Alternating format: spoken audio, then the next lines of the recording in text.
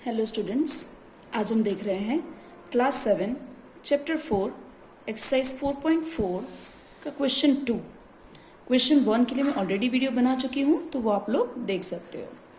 ठीक है, अब यहाँ पे शुरू करते हैं। क्वेश्चन 2 में कुछ स्टेटमेंट्स दिए गए हैं, कुछ बड़े स्टेटमेंट्स दिए गए हैं और हमें उसके ऊपर से इक्वेशन बनाना है एंड देन उसे सॉल्व करना है।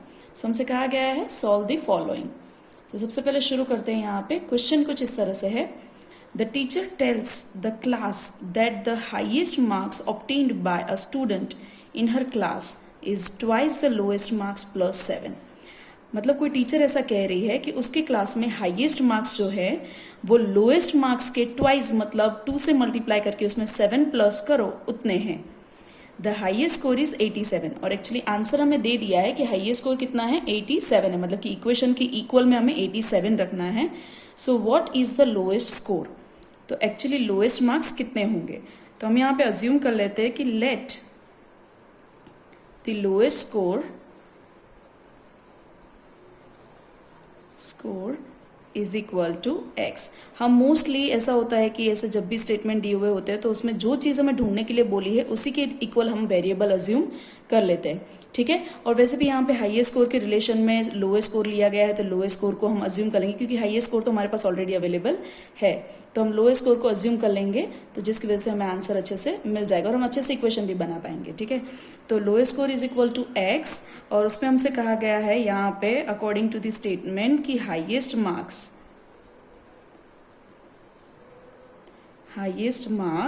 इज इक्वल टू ट्वाइस, कहा गया है highest marks is twice the lowest marks plus 7। मतलब 2 टाइम, ट्वाइस मतलब 2 टाइम होता है, लोएस्ट स्कोर है एक्स, सो 2x प्लस 7 और इज इक्वल टू 87 क्योंकि हमसे कहा गया था कि हाईएस्ट मार्क्स कितने हैं, 87। तो ये मेरा इक्वेशन बन चुका है। अब हम इसे सॉल्व करते हैं कि यहाँ पे मुझे क्या करना है। सबसे पहले मैं 7 को राइट हैंड साइड पे शिफ्ट करूँगी, तो मैं इस तरह से लिखूँगी that 2x is equal to 87 minus 7 और मैं यहाँ पे लिख दूँगी बाय ट्रांसपोजिंग, क्योंकि मैं यहाँ पे ट्रांसपोजिंग मेथड यूज़ कर रही हूँ, बाय ट्रांसपोजिंग 7 टू RHS, कुछ इस तरह से। ठीक है, मैंने यहाँ पे लिख दिया है अपना रीज़न भी। अब मैं इसे सॉल्व कर दूंगी। यहाँ पे आंसर आ जाएगा 2x इज इक्वल टू 80। अब मैं 2 को भी दूसरी साइड शिफ्ट कर रही हूँ। आप चाहो तो यहाँ पे बैलेंसिंग मेथड के हिसाब से भी कर सकती हो, that dividing by 2 at both side of the equation. Otherwise आप 2 को दूसरी साइड शिफ्ट भी कर सकते हो। मैं तो 2 को दूसरी साइड शिफ्ट कर रही हूँ। So x is equal to 80 divide by 2 by transposing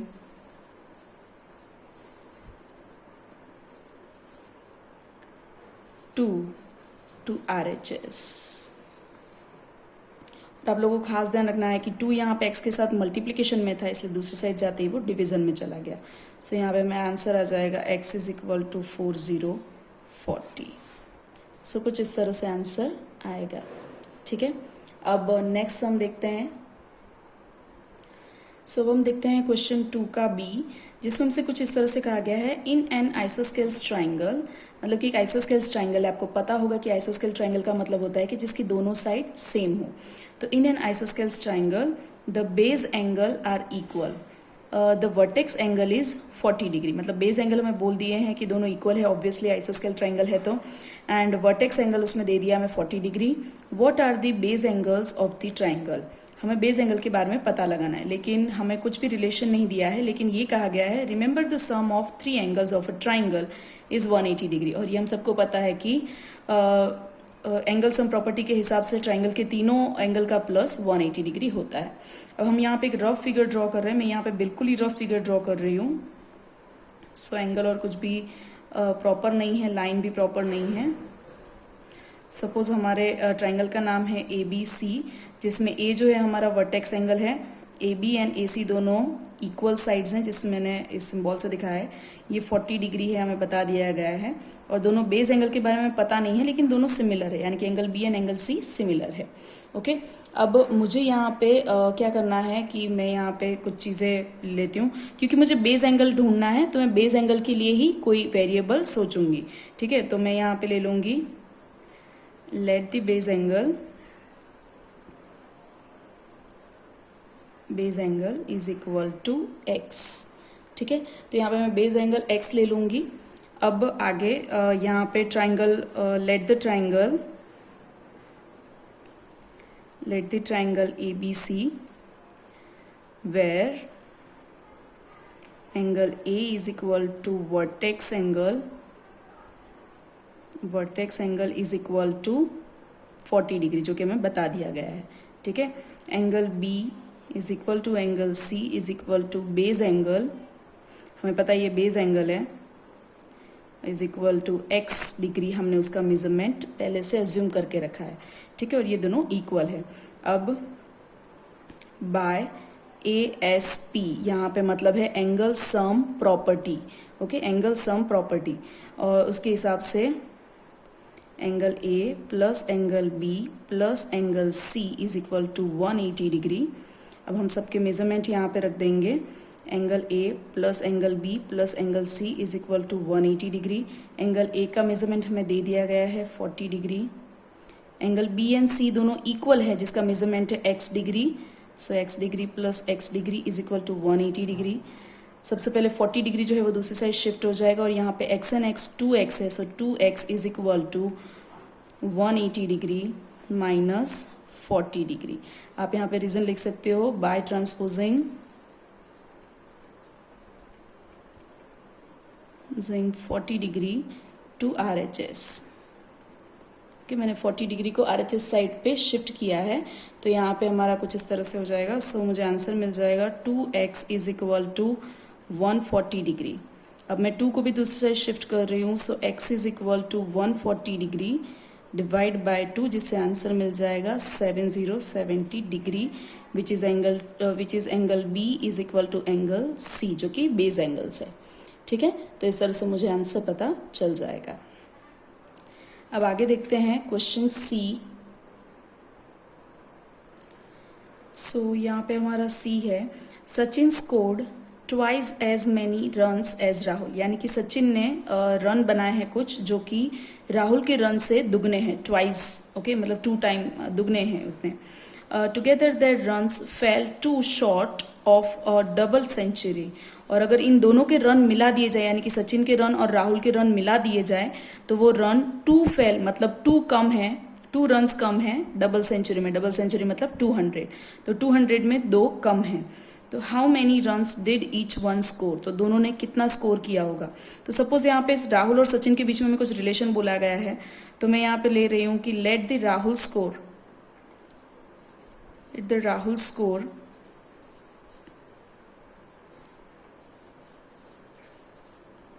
is equal to x runs. तो राहुल का स्कोर कुछ x रन है, तो उसी हिसाब से according to the statement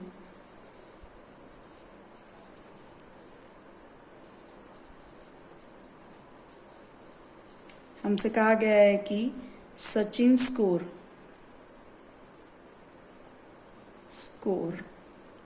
is equal to twice Rahul score, twice the Rahul's score. Okay, तो हम ऐसा लिख सकते हैं कि सचिन का score is equal to 2x, क्योंकि राहुल का स्कोर x था, तो सचिन का score is equal to 2x। ठीक है, अब हमें यहाँ पे बोला गया है Rahul score plus Sachin score is equal to क्या हो जाएगा, डबल सेंचुरी में 2 कम, मीन्स 200 माइनस 2। हम कुछ इस तरह से लिख सकते हैं। अब यहाँ पे राहुल का स्कोर है x एंड सचिन का स्कोर है 2x is equal to 200 minus 2 means 198, कुछ इस तरह से। सो हम यहाँ पे ऐसा कह सकते हैं that 3x plus 2x is equal to 3x 198। अब 3 को भी हम दूसरी साइड शिफ्ट कर लेंगे तो हमें अकेले x की वैल्यू मिल जाएगी। सो हम ऐसा कह सकते हैं x is equal to 198 divide by 3 हम लिख सकते हैं बाय ट्रांसपोजिंग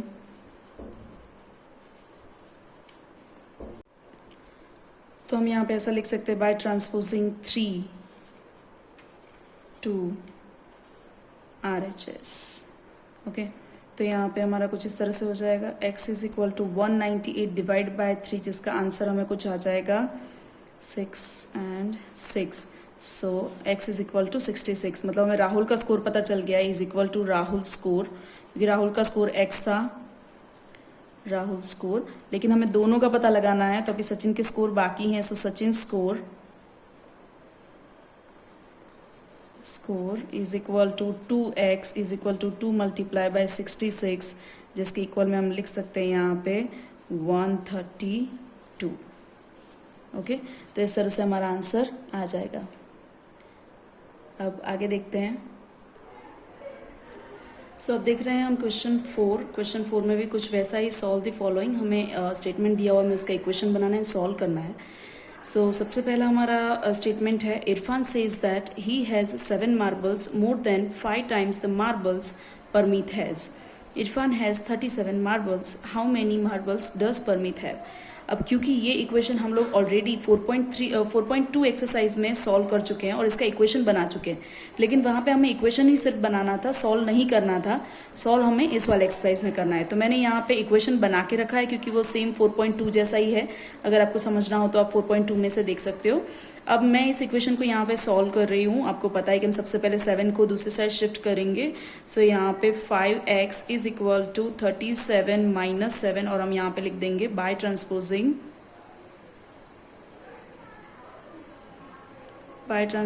7 टू RHS। मतलब कि मैंने 7 को दूसरी साइड शिफ्ट कर दिया है। तो यहाँ पे अब क्या हो जाएगा कि 5x is equal to 30 answer आ जाएगा। अब मैं 5 को भी दूसरी साइड शिफ्ट कर लूँगी, मतलब कि वो डिवीज़न में चला जाएगा। सो 30 डिवाइड बाय 5, तो यहाँ पे आंसर आ जाएगा x इज इक्वल टू 6, कुछ इस तरह से। ठीक है, तो इस तरह से मेरा सम सॉल्व हो जाएगा।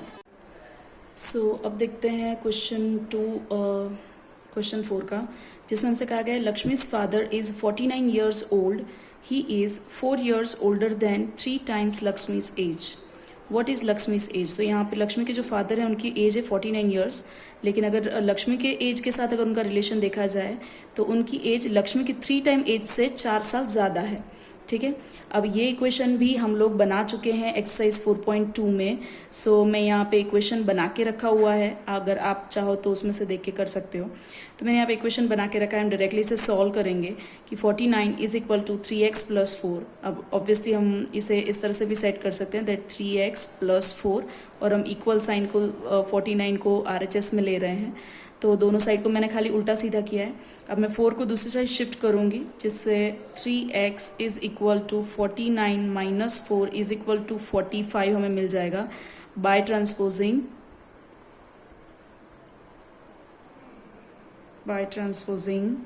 4 टू RHS। ओके, अब यहाँ पे मैं 3 को भी दूसरी साइड शिफ्ट करूँगी। So x is equal to 45 divide by 3, जिससे आंसर आ जाएगा हमारा कुछ 15। ओके, तो लक्ष्मी की एज हमें पता चल गई, जो कि x से थी, तो हमें यहाँ पे पता चल जाएगा। So Lakshmi's age is equal to 15 years. ठीक है, तो इस तरह से हमारा सम पूरे तरह से सॉल्व हो जाएगा। देखते हैं नेक्स्ट क्वेश्चन। सो अब हमारा नेक्स्ट क्वेश्चन है, people of Sundargram planted trees in the village garden, some of the trees were fruit trees. मतलब कि सुंदरग्राम में कुछ लोगों ने कुछ ट्रीज उगाई है और गार्डन के अंदर, और उसमें से कुछ ट्रीज जो हैं वो फ्रूट ट्रीज हैं। The number of non fruit trees were 2 more than 3 times the number of fruit trees.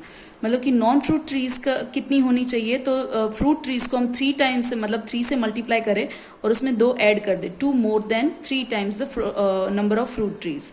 What was the number of fruit trees planted if the number of non-fruit trees planted was 77? अगर non fruit trees 77 है तो fruit trees कितनी होंगी। अब but obviously हमें जो चीज़ ढूंढनी है हम उसी के लिए वेरिएबल अज्यूम कर लेंगे। So let the number of fruit trees is equal to x, और हमें यहाँ पे स्टेटमेंट के हिसाब से कहा गया है कि non fruit trees is equal to 3 times non fruit trees 3 times number of fruit trees plus 2।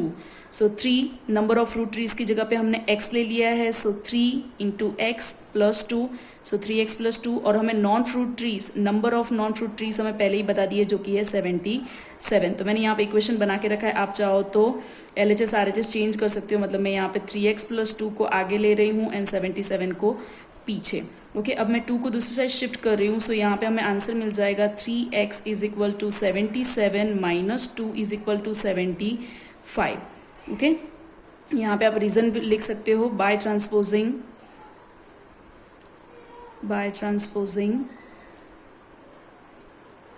2 RHS। Sorry, मेरे पास यहाँ पे जगह नहीं है तो मैंने शॉर्ट में लिख दिया है यहाँ पे। यहाँ पे मैं मतलब 75 आ गया। अब मैं 3 को भी दूसरी साइड शिफ्ट कर रही हूँ, so x is equal to 75 divide by 3, जिससे आंसर मिल जाएगा 25। तो हमें पता चल जाएगा कि नंबर ऑफ फ्रूट ट्रीज 25 हमें मिल जाएगी। आप चाहो तो इसके इक्वल में लिख भी सकते हो, नंबर ऑफ फ्रूट ट्रीज और प्लांट वॉट एवर। ओके, तो इस तरह से हमें आंसर मिल जाएगा। सो यहाँ पे हमारा क्वेश्चन 3 खत्म हो रहा है। अब आगे देखते हैं क्वेश्चन 4। सो यहाँ पे हमारा क्वेश्चन 4 जिसमें बोला गया है सॉल्व द फॉलोइंग राइडल।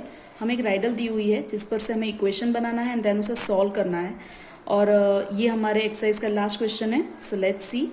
हमें इसमें कहा गया है I am a number, tell my identity, take me 7 times over and add a 50। मतलब कि मैं कोई नंबर हूँ जिसमें मेरी आइडेंटिटी कुछ इस तरह से है कि take me 7 times over add a 50। मुझे 7 टाइम्स मतलब 7 से मल्टीप्लाई करके अगर उसमें 50 ऐड करते हो, to reach a triple century you still need 40। अगर इतना करने आप करते हो, मतलब कि इस नंबर को अगर आप 7 से मल्टीप्लाई करके उसमें 50 ऐड करते हो, तो वो नंबर जो है वो ट्रिपल सेंचुरी यानी कि 300 से 40 स्टिल कम होगा। नीड मतलब उतना कम होगा, उतनी ज़रूरत होगी 40 की। ठीक है, तो 40 जितना कम होगा तो हम यहाँ पे ऐसा लिख सकते हैं that let the number is equal to x। अब क्योंकि मुझे उसे 7 से मल्टीप्लाई करके उसमें 50 ऐड करना है, तो मैं यहाँ पे लिखूंगी according to the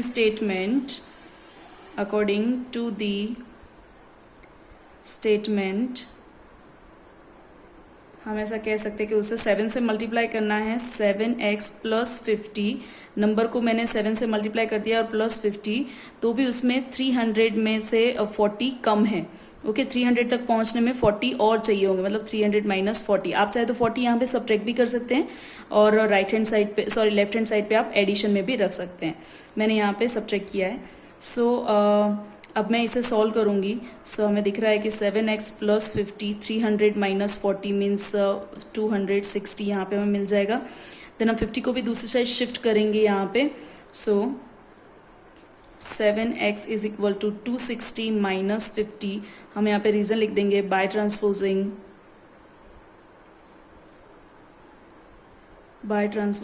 50 to RHS। Okay, so मुझे यहाँ पे आंसर मिल जाएगा 7x इज इक्वल टू 210। अब मैं 7 को भी दूसरी साइड शिफ्ट कर रही हूँ। So x is equal to 210 divide by 7, क्योंकि 7 मल्टीप्लिकेशन में है तो ऑब्वियसली दूसरी साइड जाएगा तो डिवीज़न हो जाएगा। सो मुझे यहाँ पे आंसर मिल जाएगा 30। ठीक है, तो x इज इक्वल टू मुझे क्या मिल जाएगा 30। तो वो नंबर क्या होगा, द रिक्वायर्ड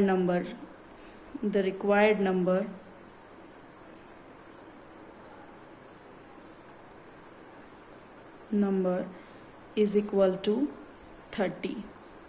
ओके, सो इस तरह से मुझे आंसर पता चल जाएगा पूरे सम का। और यहाँ पे एक्सरसाइज के साथ साथ हमारा जो चैप्टर है वो भी ख़त्म हो रहा है। सो आप लोग पूरा चैप्टर ट्राई कीजिए और जहाँ पे आपको प्रॉब्लम हो आप क्वेरी में मुझे बता सकते हैं। Okay, thank you.